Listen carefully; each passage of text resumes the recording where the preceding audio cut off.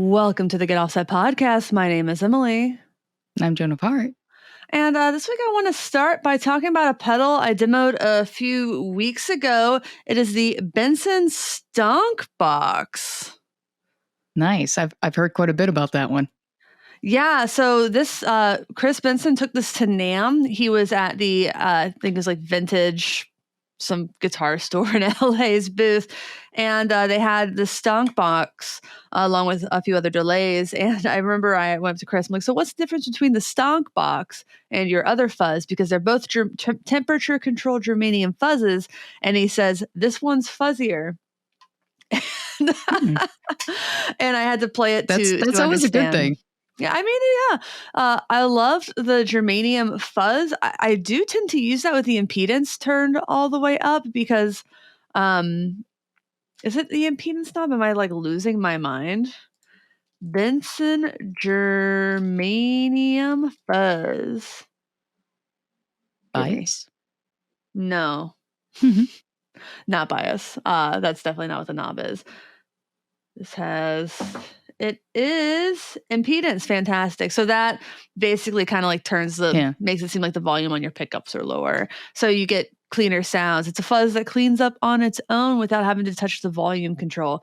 The Stonk Box never really gets clean, which is really cool. It's based on like the Mark I tone bender and one other fuzz pedal, Zonk machine, I think it is. And it's nasty, but this, again, the temperature control in this makes it that it's more consistent. I thought that was actually pretty cool, at least, because, I mean, I read about the fact that it's comparable to the MK1, and he listened to tracks to try to get it as close as possible because he didn't have one on hand. It's not like, they're everywhere anymore.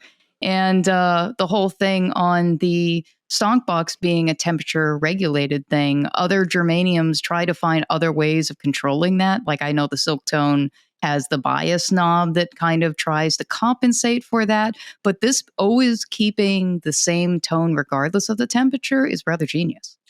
Yeah, I think if it gets really, really hot, like extremely hot, it's just not gonna work. But a lot of people do tend to put germanium fuzzes like in the freezer before recording because then at least you're getting something consistent.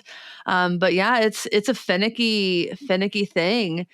And that's kind of why it just hasn't been as consistently popular in fuzz pedals over like silicon, because silicon's going to sound like silicon. But germanium is going to be a bit of a beast, especially if you're playing outside or something like that. So. Yeah, silicone is more predictable, controllable, not like a unknown that you're going to go out and go, oh shit, where did my tone go? With germanium. It just sounds completely different is the thing too, though. If you want that germanium sound, the silicone sound's just not going to scratch the itch. No, it isn't. And that's even like in my foray of pedals, like all the times I would say, I'm not really a fuzz person. But of course, everything I dealt with prior were silicones. And then recently trying a germanium, and I was like, well, I guess it wasn't that I didn't like fuzzes. It was more the fact that I didn't have one yet that I felt really kind of inspired anything out of me. And a germanium really did. So yeah, it's not really something like, oh, fuzz doesn't work for me. Hey, you just might have not found the one for you yet. That's the thing. It's like, it's one of those effects where I think a lot of people, the first foray into fuzz they have is a muff style fuzz. And those are just everywhere. They're cheap as shit, like whatever. But they're not for everybody. I don't like muffs. I've tried a ton of them. It doesn't do it for me. But I think the Half Horse by Pelican Noiseworks, I've said consistently, is the first fuzz. I was like, oh, I understand the appeal of this. And, unfortunately fuzz, this isn't something I get to work into my guitar playing a lot. My bass playing, on the other hand, I can sneak a fuzz in there. It's just more textural, but yeah, I've really enjoyed the Stonk Box. There's a full demo on the YouTube channel for all of those who are curious. And it's nice, it's sticky, it's Velcro-y. It never really cleans up. and it gets really, really mean. And don't turn the trim pots inside of it. Don't touch, please. I'm pretty sure it's labeled "Don't touch" or something like that. So let me just say, for all of y'all, unless you really absolutely totally know what you're doing and are okay with the understanding that you may make something that's a change in the pedal that's going to be extremely hard, if not impossible, to fix. Unless you're really comfortable and confident in that, don't touch trim pots that are explicitly labeled "Don't touch." Tons of pedals have trim pots that you can fiddle with. It's encouraged. This isn't one of them. No, girl, don't do it. Don't do it. Oh, I'm going to do it. Girl, I'm going to do it. Cool. So, yeah, we have a topic this week. It's not explicitly about guitars, but it does have potential, I guess for lack of a better word, repercussions, or it will have effects on lots of musicians. Billboard.com came out with an article that studied the fact that basically Gen Z isn't drinking at clubs. They're not drinking at venues. They go to a show and they don't buy alcohol. And before you say it, yes, Gen Z is old enough to drink. It's fine. Yeah, by this point. Yeah, but there have been some reports that say that money spent on alcohol at music venues, especially small ones, has dropped as much as around 25% for shows that cater to Gen Z versus shows that cater to older audiences. And I was a little surprised to hear that because, I'm a millennial. I'm a pretty true millennial. And alcohol, I didn't drink in college. I didn't drink till I was 25, was a huge part of basically all my friends going to shows after they turned 21. It was a big part of social occasions. And like, I didn't do cannabis until I moved to Seattle where it was legal. And people who run venues are saying that Gen Z is just dropping edibles before they come to shows, or they're going outside and using their vapes. They're not buying alcohol in the venues. And this is a potentially catastrophic thing for venues who don't adapt to changing trends among their consumers, because though venues will take a varying amount of the door cut from musicians, especially small venues, I think the most I've seen a small venue door cut is 40%, which I think is egregious and bad. And I've seen as low as like 10% plus $125 for the sound person. So I've seen it's a pretty wide change. And I'm wondering if the venues I've seen where they're taking a bigger cut are partially doing that because those shows that I've played, they have been bands that are catering to younger musicians. Like if I play a John Prine tribute night, I think the Tractor Tavern knows that audience is going to drink whiskey and beer. The country music tribute nights, they know the audience is going to drink whiskey and beer. The rock is the same way, but these indie, vibey kind of shows, these kids are smoking weed and popping edibles. No, exactly. And a lot of time you think about with venues and cost of everything going up, they might also in some aspect not spend as much on booze also, because on top of obviously paying to get in, there's also the cost of the booze itself. I mean, I think it's all relative to how much people have to spend too. But I also think it's smart if they're trying to save money to do it before. Like when I was a kid, it was pretty much like, drink before going. At least you can enjoy the show, pregame, basically. Yeah, pregame, pre-funk, whatever people call it. I mean, as for the venue, like the cost of the alcohol versus what they charge for it is pretty negligible. And for liquor, it doesn't really go bad unless you store it improperly. The only thing that you could potentially waste is if beer turns bad before you can sell through it.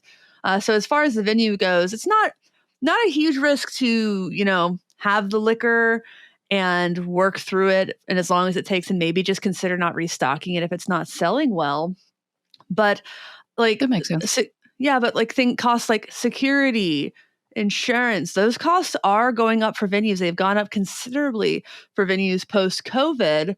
And if they're not making that up in other ways, like venues are getting a lot of shit, rightfully so, for taking a portion of the merch sales at the end of the night. So they shouldn't be doing that either, because like you have to find a way that doesn't screw the artists and that the venue can still continue to operate. Something that this kind of pulls towards, in my opinion, is to have a burgeoning, strong music scene in your city. The biggest factor in that is the prevalence of smaller clubs that people can play when they're a very small band, when they don't have a draw, and the owner doesn't care because they're going to sell the booze whether you play or not. Those kinds of places are crucial to growing a music scene, and then having a club just a little bit bigger than that, a little bit bigger than that. If you don't have those in your community, you're not going to have a music scene. It can't exist because there's nowhere for it to grow. No, I agree with you. And where I live in Miami, there really isn't a rock music scene. There's no indie, there's nothing, there's no support. There's no place that is around where I am that has kind of like, hey, come play here, do your thing. You have to maybe drive like 45 minutes or an hour away to find a place that is supportive of that. If they do, it's mostly like DJs around here. It's predictable. You know what I mean? It's not something that they want to take risks on. Yeah, and different communities are going to have different kinds of music scenes. Seattle has a great music scene, tons of small venues. But then when we were going on tour, like Coeur d'Alene, it was Idaho, that is. That's a pretty decent sized city for Idaho. And it was really hard to find a venue that was willing to book a band on a Friday night that wasn't a cover band, because that's what makes money. That's the same thing here. The only thing they'll book usually are cover bands. They won't try anything original. It's basically whatever is, I guess, not risky. You know what I mean? Yeah. People will jive to it. They'll have a good time. They know the songs. Like, yeah. Yeah. The biggest thing I do want to reiterate is that, like, this is a good trend, in my opinion, that people are drinking less. As a drinker, I fully acknowledge that all alcohol is poison and all alcohol is bad for you. And it's just a balance of like, what are you willing to, like, what's your risk tolerance for that? I think it's good that the younger generation isn't drinking as much. I would love to see what the effects of what they're doing instead are on the long term. I don't think it's a particularly good idea to consume cannabis when you're younger, because I don't think there's enough research on it. I know that these vape pens can be really, really damaging, especially the cheaper ones shipped in from overseas that aren't as regulated. I know that at the same time, there's been research that shows using cannabis when you're much older is also very bad for you, that there might be like a sweet spot where it's relatively unharmful. I mean, more places are decriminalizing psychedelics like psilocybin mushrooms. What's the effect of that going to be long term? So I think that as a society, we do recognize that alcohol, drugs, they're not good for us, but there's a certain tolerance of like, what's better for you, what's worse for you. I know my mother, and some other older people, like, they're not very interested in cannabis because like they're like, well, I know how 2 glasses of wine is going to hit me. I don't know how this new weed is going to hit me. And I think that's fair. Yeah, no, that's completely fair. And I think also the weed of their generation is completely different than what is being made now. It's 10 times more stronger than it is, definitely. And also, in one of the reports that I looked at as far as millennials, since, of course, us going through the, job crisis and all these things, I guess, to this point we have gone through, our generation is more prone to addiction and drinking. And I wonder whether Gen Z or the following generations seeing that, maybe that has an impact of like, maybe I don't want to touch this stuff. Maybe that's not something I want in my life. Yeah, for sure. And I think it's worth pointing out that this Billboard article said that not all venues are reporting this change. They're not all reporting that it is as major for them. I mean, one guy said, it depends on the show. Rock and country fans still drink a lot. The other genres, maybe not so much, but that's how it was before. Whereas some are saying, it's a huge, huge difference. But this is a trend that, regardless of region, overall is what we're focusing on, because there are a few cases of a venue owner saying, the rock and country fans still drink. You do want to look at the overall trend. And Ty, I think it's Shepis, a professor at the psychology department at Texas State University, in 2020 co-authored a study that saw the number of college students from 18 to 22 who abstained from alcohol increased from 20% to 28% between 2002 and 2018. Rates of alcohol abuse, thank God, were cut nearly in half in the same period. So fewer young adults are drinking, and the ones who are drinking are doing so much more responsibly. This is good. All good.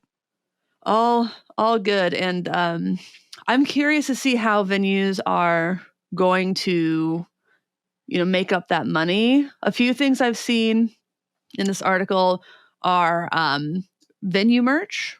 You got a cool venue shirt with a logo. I buy venue merch. I like supporting my local venues.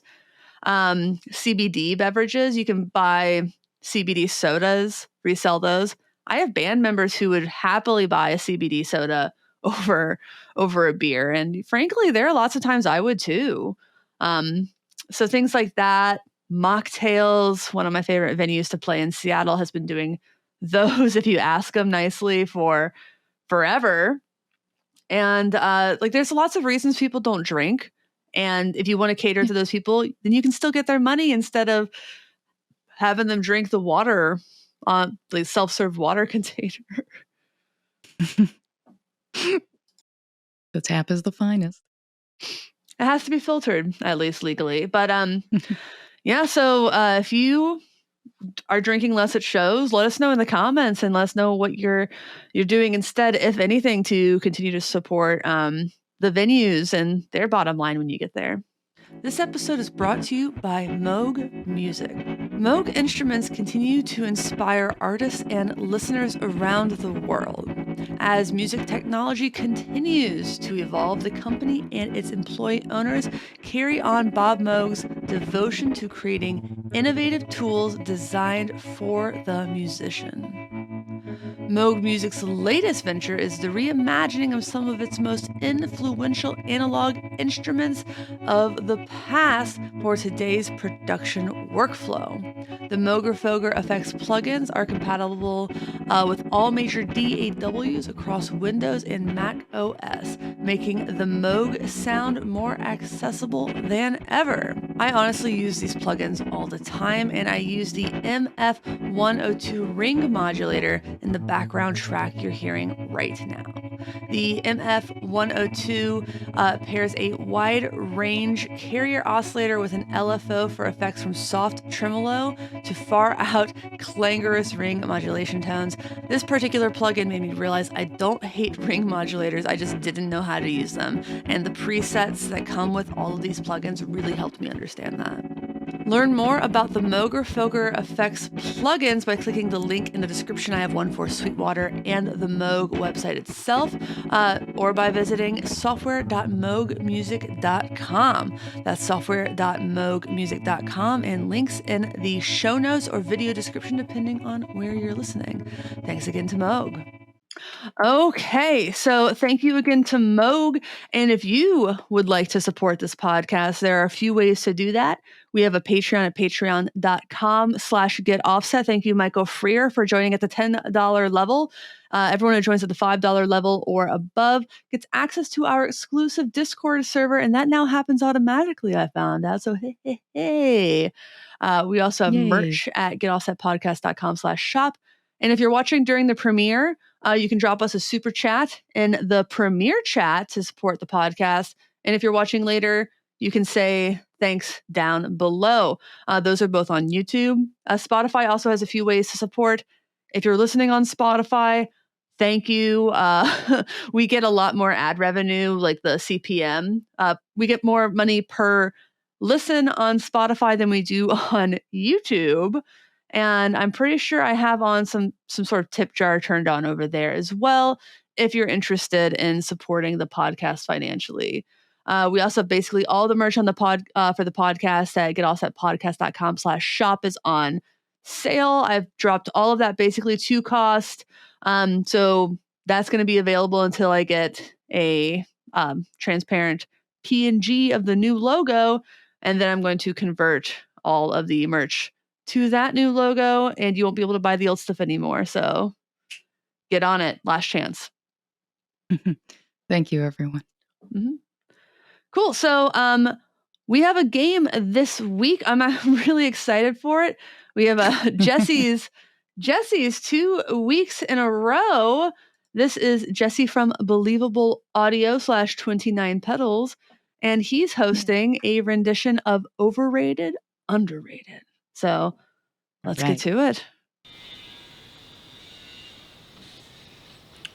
Overrated or underrated? Large cups for coffee. I used to always use a really large cup, and I think it cools off too quickly now.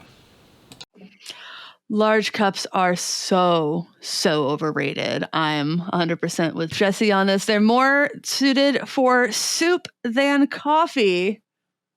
Overrated. I actually like larger cups. I think there's more I can fit, obviously, in drinking more water, more, hydration, obviously in my day, which is very important. But sometimes I do need a smaller cup. I don't obviously need to be drinking soup, but I do like a big cup of tea. I think it cools off too fast. I'm with Jesse. Move too fast? Way too fast. Way too fast. Come on. Way too fast. That was a good warm up. Thanks, Jesse.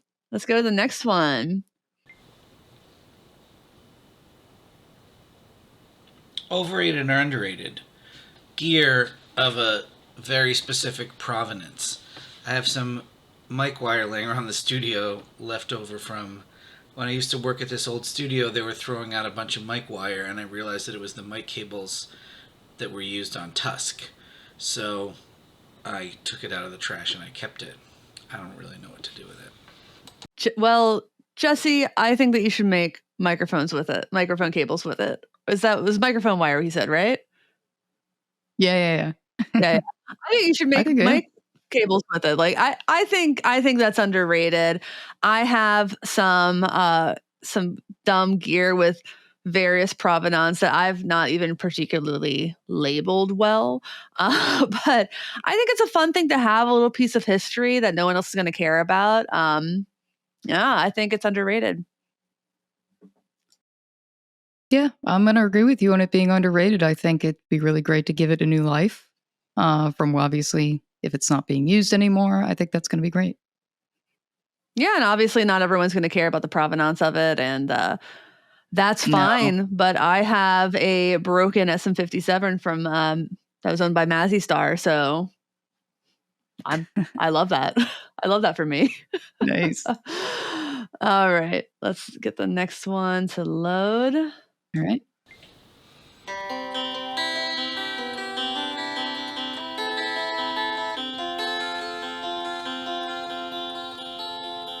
Overrated or underrated?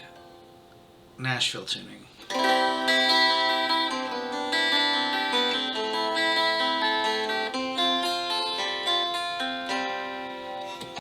So Nashville tuning is, I forget exactly what it is specifically, but it is generally to sort of emulate the sound, if I understand it right, so someone's going to correct me certainly, sort of emulate the sound of a 12-string guitar without having a 12-string guitar. So some of those middle strings, I believe, are a lighter gauge than they would usually be. I think it's underrated. I have it on none of my guitars, but it sure do sound pretty and can add a lot of depth to a recording. Yeah, I think it's underrated too. I mean, it's nice to hear different kind of sounds coming out of guitars when a lot of us either do like drop D or standard or things, but to hear a different kind of tuning, I think kind of opens up music to a different overall vibe and sound.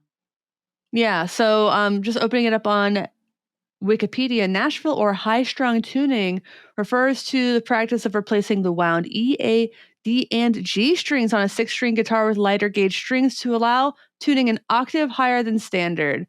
Yeah, that's it. So Pink Floyd used it on Hey You. Kansas used it on Dust in the Wind. Rolling Stones used it on Wild Horses. And yeah, it doesn't seem as common as it used to be, but it's one of those tricks that used to be fairly common that to me doesn't really sound dated. Like I think about rubber bridge guitars a lot, and I like you hear them in like Phoebe Bridgers and some like indie folk stuff. I think that shit's going to sound so dated, and I think it's already starting to sound as dated as like putting gated reverb on a snare, which is not, bad. It's just like you're going to be able to place exactly what point in time that was recorded or what it's specifically trying to emulate, just because like that was really overused at some point in some genre. Cool. Let's go with the next one. Probably have time for a few more. This isn't a question. Underrated. Forever. There's no rating high enough. For Little Richard? Oh, yeah, totally, man. I have a funny Little Richard story that actually happened to a friend of Rick's. This guy was walking around downtown Nashville, and he sees this other guy in like a convertible or some shit.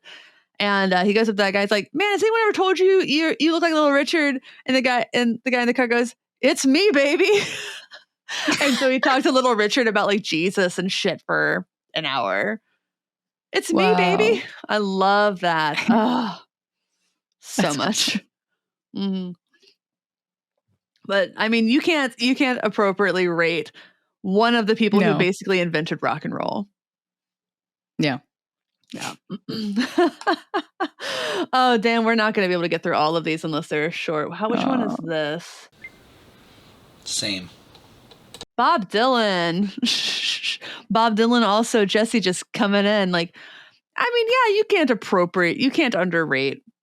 I mean, sorry, you can't overrate Bob Dylan. Absolutely not. Absolutely not.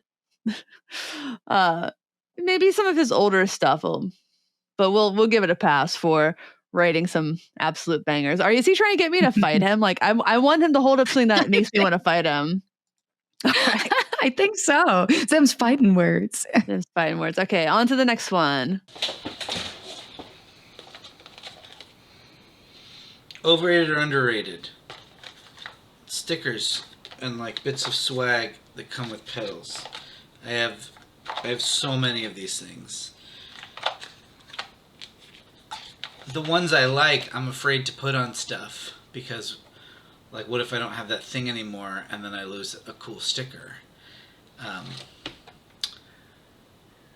It worries me. Yeah, I worry about those things too. I have stickers and things, and I typically don't put them on things because if I ever sell or do something with those, I'm never going to see them again. So overrated or underrated? I'm going to say that it is underrated. I think stickers and shit are so overrated. I'm so over it. I'm so over stickers, guys. Like, unless I'm like choosing that sticker, to choose to bring that sticker into my life, I don't want it, man. Like, I demoed something from someone way earlier this year, and they sent me so much swag, so many stickers, pencils, stuff. And this was for a product I was sending back. I sent them back nearly every single sticker, guitar pick, pencil, button. Like, I don't need or want 10 of the same button, 10 of the same sticker, 10 of the same guitar pick. I don't want one. I'm tired of getting guitar picks and things because every guitar pick that gets given away is like a standard medium-sized guitar pick that I end up throwing away because I use jazz-sized guitar picks. Underrated size. So I'm picky about guitar picks. I don't give a shit about stickers. I put them on a water bottle. I put them on an amp. I don't care anymore. I don't want them. I kind of wish they did patches sometimes. Patches are expensive. Like, I also have, be honest, I have a fuck ton of patches I haven't put on anything. Like, a ton. Yeah, and like I bought a whole jumper just to put the guitar related patches I own on it. And then I ran out of space on the fucking jumper. Oh my God. Like space where you would put a patch. Like I'm talking about like not on the inside of the thigh or something. Like I'm like talking about the place. This is like you would put a patch on a thing. I am so like I need less things in my life. I especially need less things I'm going to throw away at some point in my life. And like Jesse says, like then when you do get a cool sticker, you're like overly precious with it because you're like, I want to make it last. Like I've like lost water bottles and been more sad about like losing one of the cool stickers that was on it. So I just don't want them in the first place. Then I won't get heartbroken. Overrated. Underrated. All right. Let's do, I don't even know how many are left. Overrated or underrated? Using old nature sound CDs in your recorded music. Ooh, old nature sounds in your music. I don't know a ton of people who use like existing nature sounds. I know a few people who go out and do like field recordings and like fields, for lack of a better thing. I think it's like, you know, a little bit of cumin where a little goes a long way and you don't want to overdo it, and it's very easy to overdo it. I'm just going to say overrated, with the acknowledgement that there's a time and place, and a well-placed nature sound will be great. It's awesome. Big fan of a well-placed one. Not so much of every single like segue between songs being like weird nature noises. Yeah, I think I'm going to join you on that because I mean, you know, I've done like sound design, like found sounds and stuff like that, and I know people that do. I think, yeah, I mean, when you go and find the sounds to put in your work, it's great. Or hey, if you have older recordings of family, you're putting in a thing, there's a little bit significance to the piece. But if it's like some random CD, like somewhere, I don't know. It just doesn't. I don't think it really translates. Cool. All right. Let's do 2 more, and who knows how. I don't know what they're going to be. I'm really thrown for a loop by all of Jesse's. All right. Oh my God.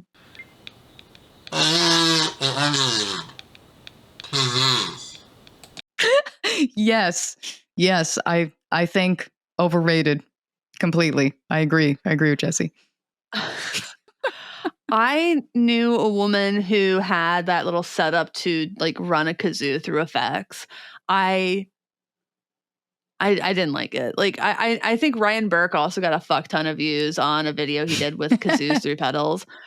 I don't like kazoos. I think they always sound bad. I don't think they're funny enough to be as renowned as they are.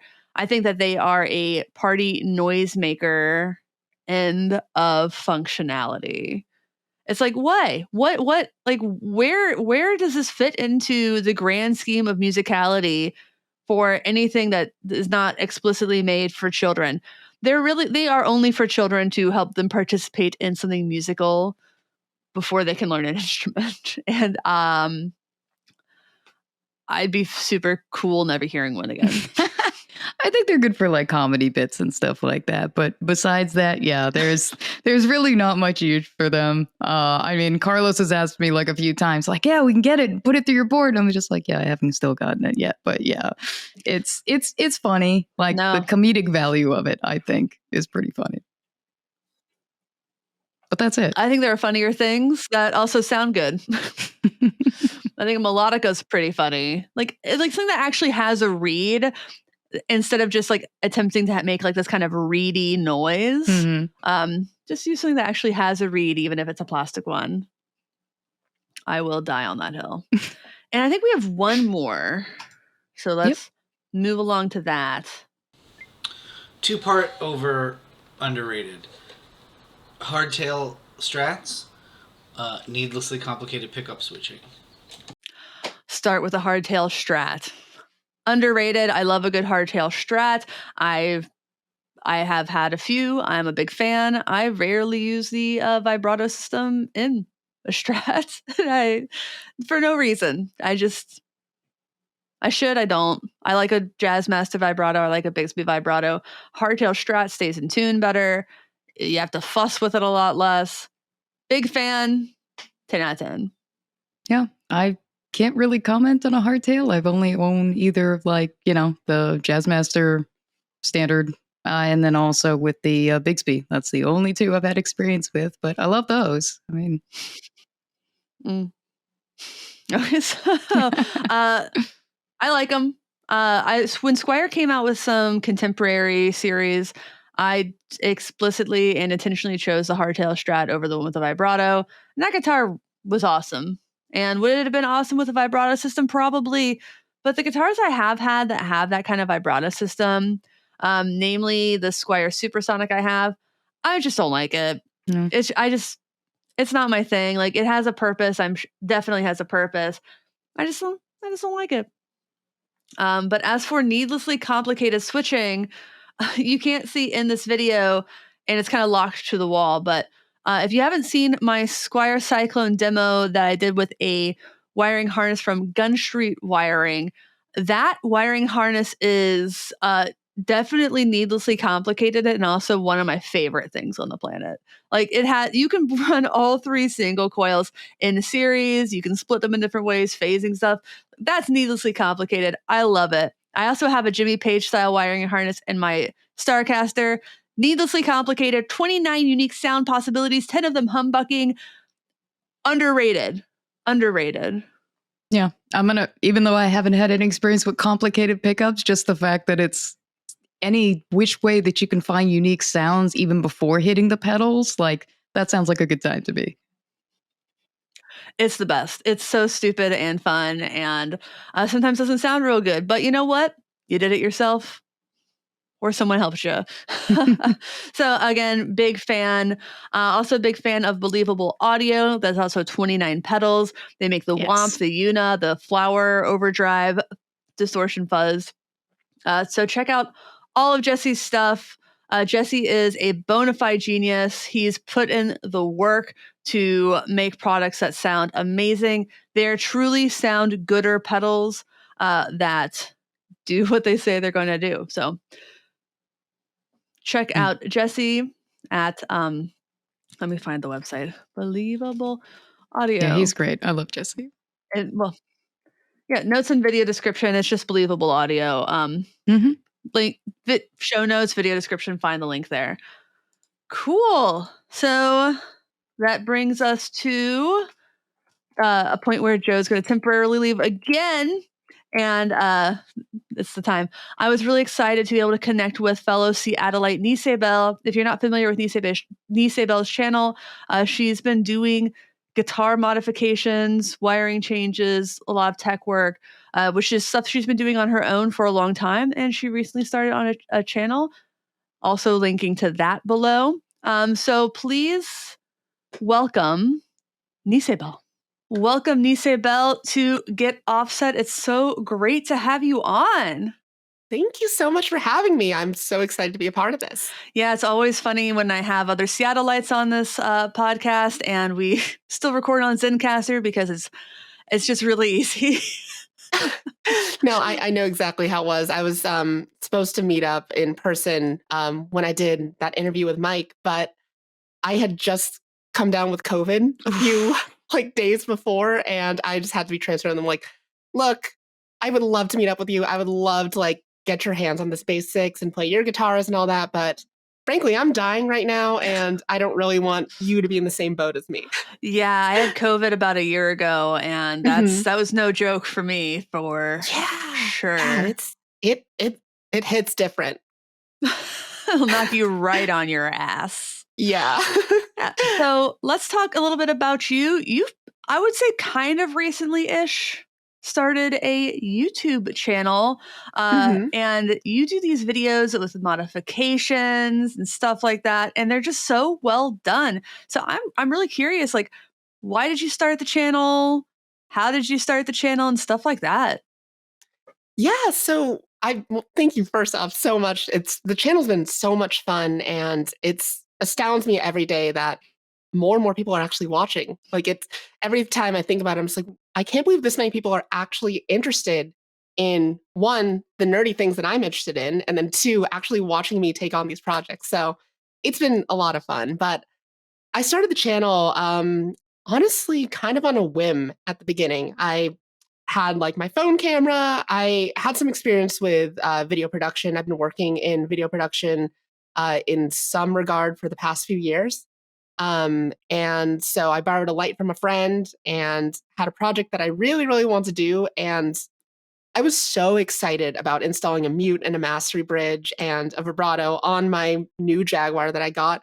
But there was like no one around me who was interested in this. I have friends who are musicians, and I have friends who, like, the extent that they work on their guitars is changing their strings. But for the longest time, the only person I knew who ever did anything more than like change strings or occasionally adjust a truss rod was myself.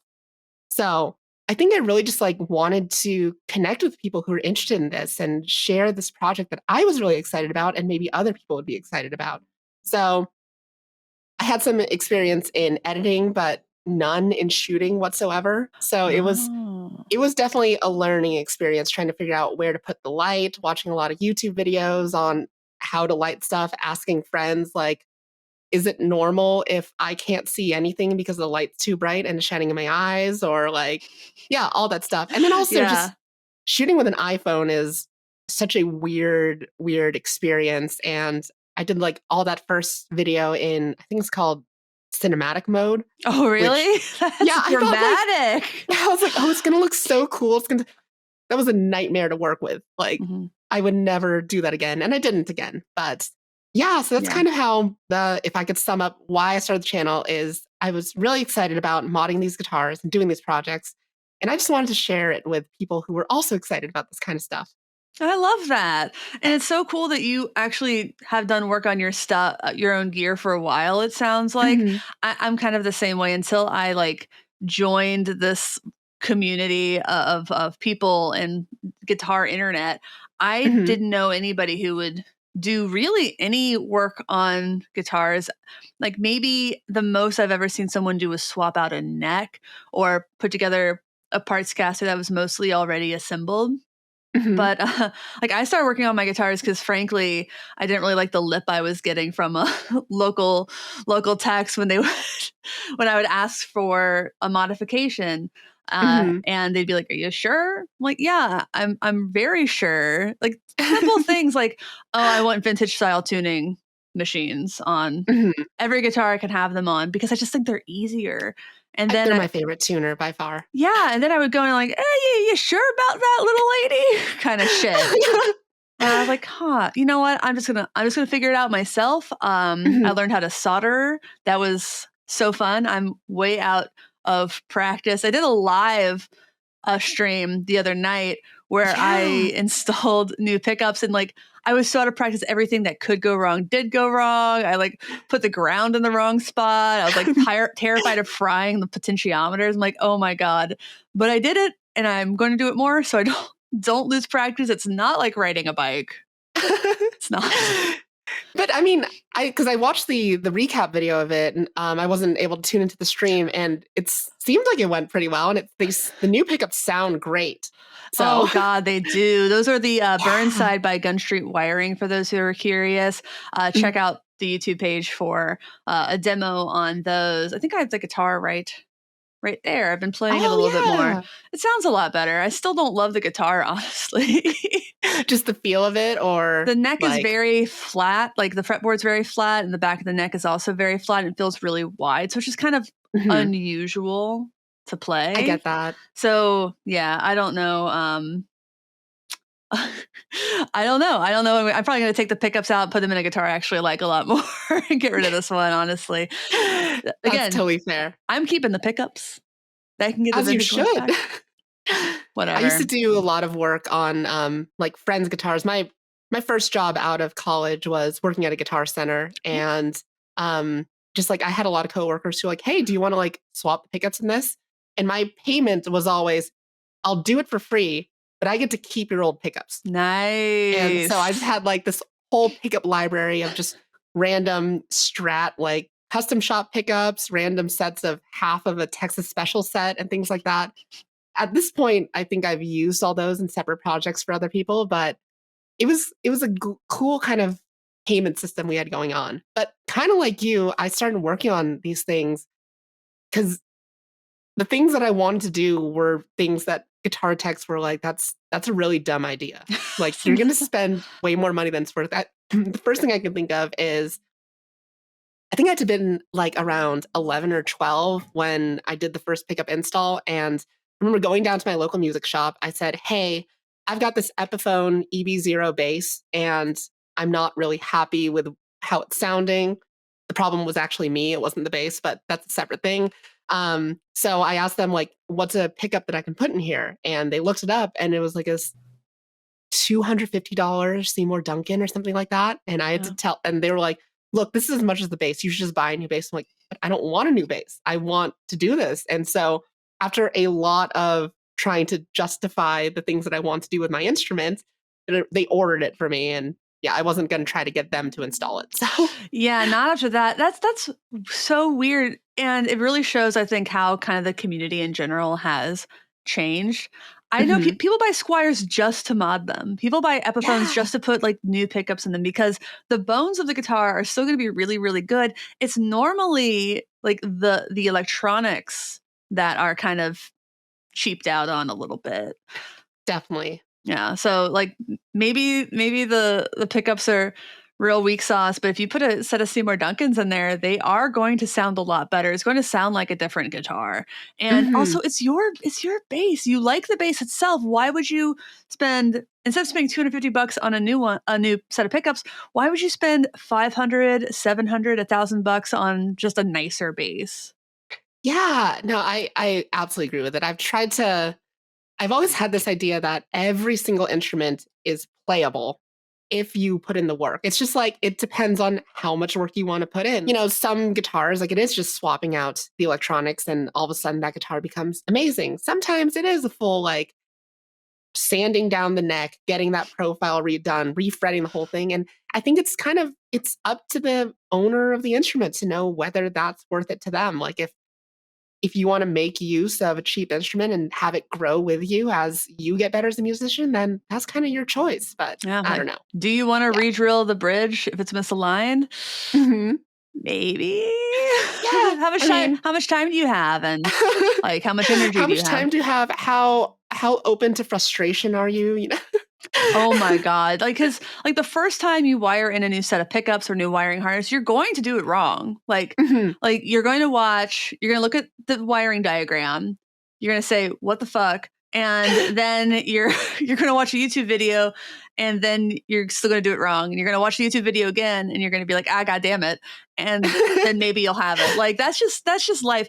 And I think it was Jessica Dobson from Deep Sea Diver who said this. It's like, some people, as adults, they get really bad at learning things because you suck at things at first. You're just going to suck at something at first. But when you're a kid, you're used to sucking at literally everything. When you're an adult, you're like, well, I'm really good at this, so I should be really good at this. But you got to put in the work. Also, your mind's just wired a little bit differently as an adult. So it is harder to learn things, but it doesn't mean it's not possible. Yeah, I totally agree with that. I don't know. I think that I always have to try to do these check-ins with myself to make sure that I'm not getting complacent in anything. Like, when I was back in college, I was studying music, and something that I realized is that I love being the shittiest musician in a group because, one, I'm at the bottom floor. Like, there's nothing else that I could do that would be worse than what I'm doing. But on top of that, like, it just gives you so much room to grow and so many things to push you out of your comfort zone. Yeah. And I feel like if I'm ever just kind of complacent doing stuff, then I'm not learning anymore. And that's not very fun. No. And I really do believe the best way to become smarter or better is to hang out with people who are smarter and better than you. Because I think if you're just complacent, always being like the smartest, best person in the room, you have some sort of weird complex going on. Like, find people who like, who they're so good that you feel kind of bad. Like, Yeah. Find people who like you see them play guitar and you want to go home and practice.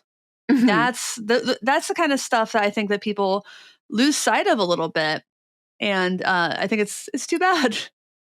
Yeah, it definitely is. I love being bad at things. It's one of my favorite ways to be. Yeah, I can't say I love being bad at things, but I definitely appreciate getting better at things. I am Fair. very bad at the new Zelda game, but I am very much enjoying being bad and kind of cheesing my way through it.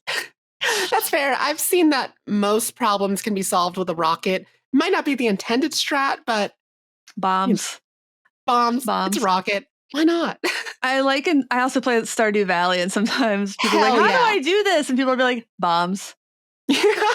Like, that's literally it. It's funny how, like, that's a game about farming, and sometimes the solution is like, how do I get this, like, thing? Like, how do I break this rock behind here? I'm like, a bomb.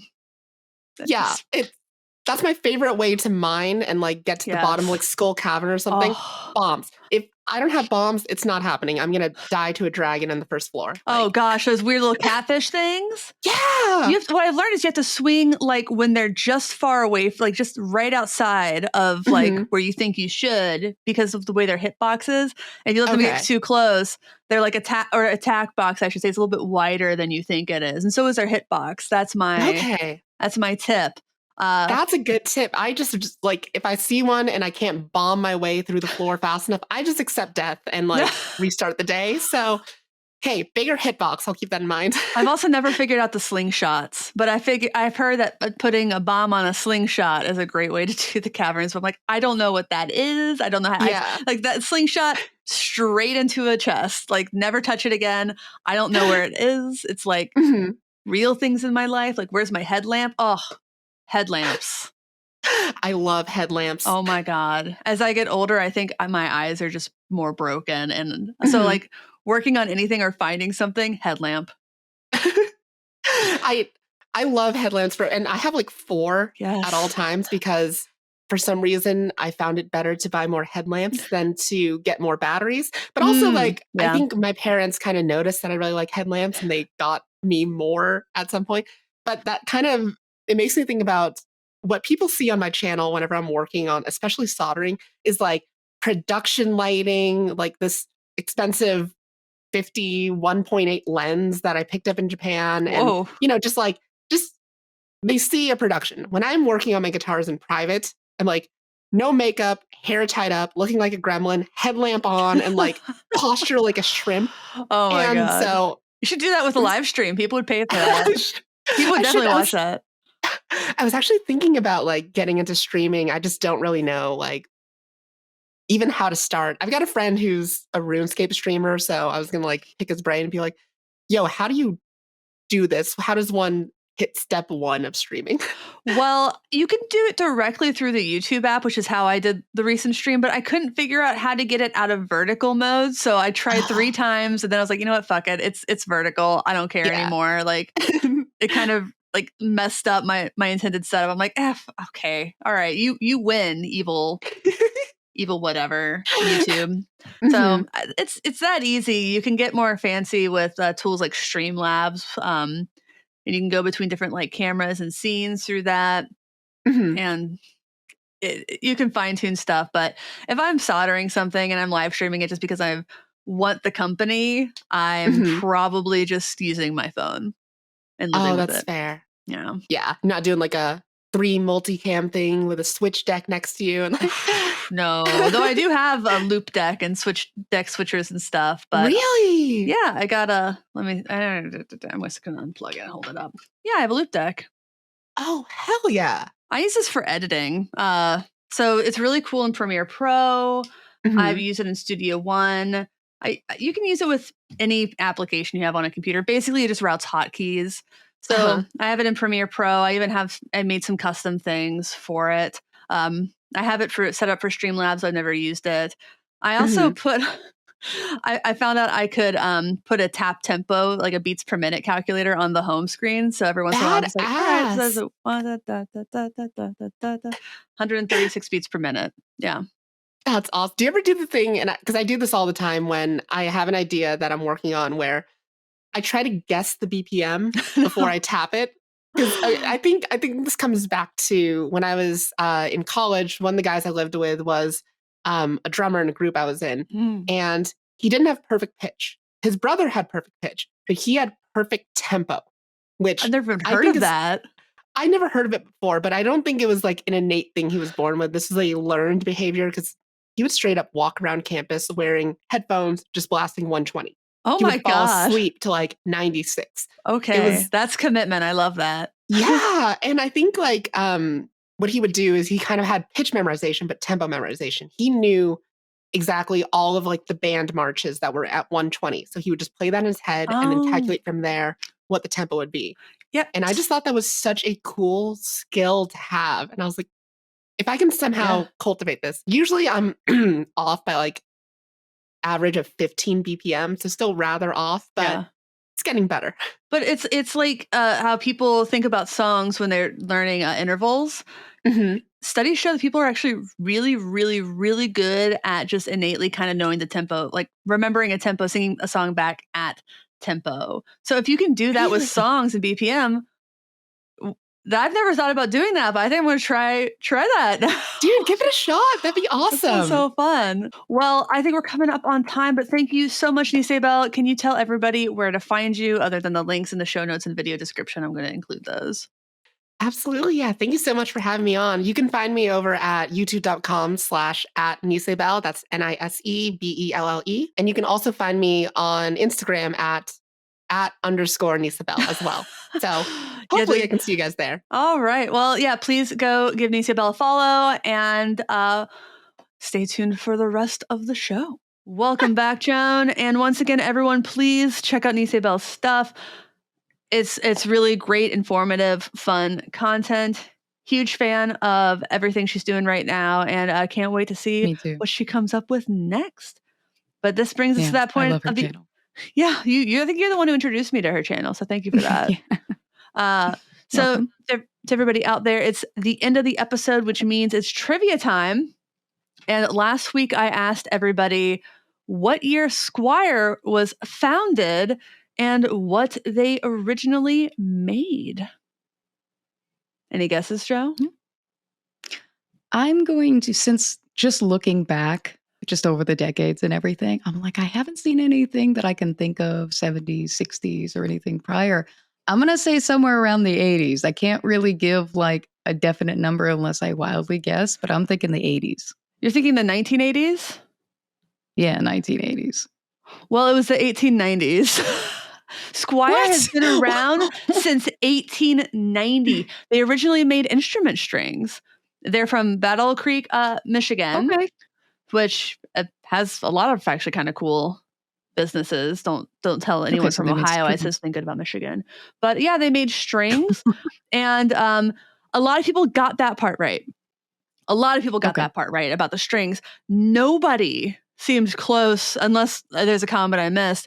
Nobody seemed close to the founding date. And I can understand why. And here's why I picked it. Like, I don't think people are going to know this company is that old. This company is basically as old as like the guitar as we know it. But the Squier has recently had, I think it was like 40th anniversary Fender models, like Jazz Masters and stuff.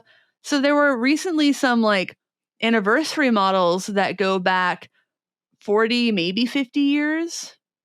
So I think people were assuming, like that's the anniversary of the Squier thing. It's not. That's about me.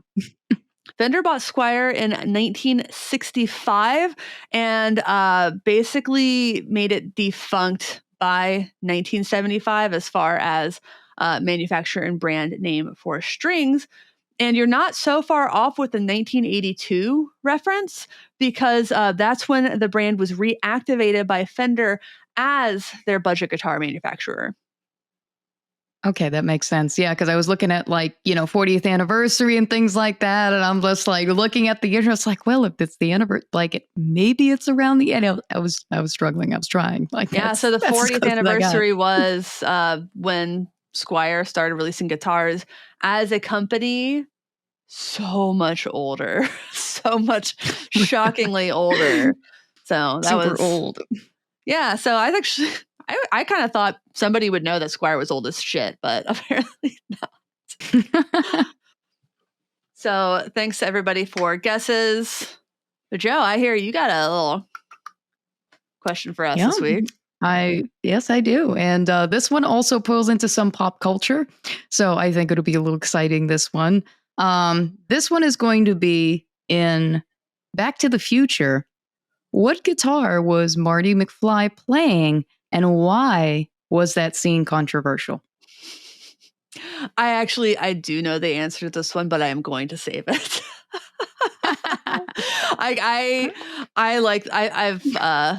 I read trivia from IMDb on every single movie I watch, pretty much. And I think last time I watched Back to the Future, I was like, yeah, that makes sense. That makes sense. And there's lots of reasons that scene should be controversial. I think that like kind of giving a white guy credit for black music is stupid, but really gross, but whatever. Also, like that weird whole like, do you remember there was a TV show for a bit about this guy who got transported from modern day back to like the late 80s, early 90s, and he knew like every hit song ever. Oh no. He knew all these hit songs, and so he was I only watched one episode because I'm like, this is the stupidest shit and so problematic to me as a musician and songwriter.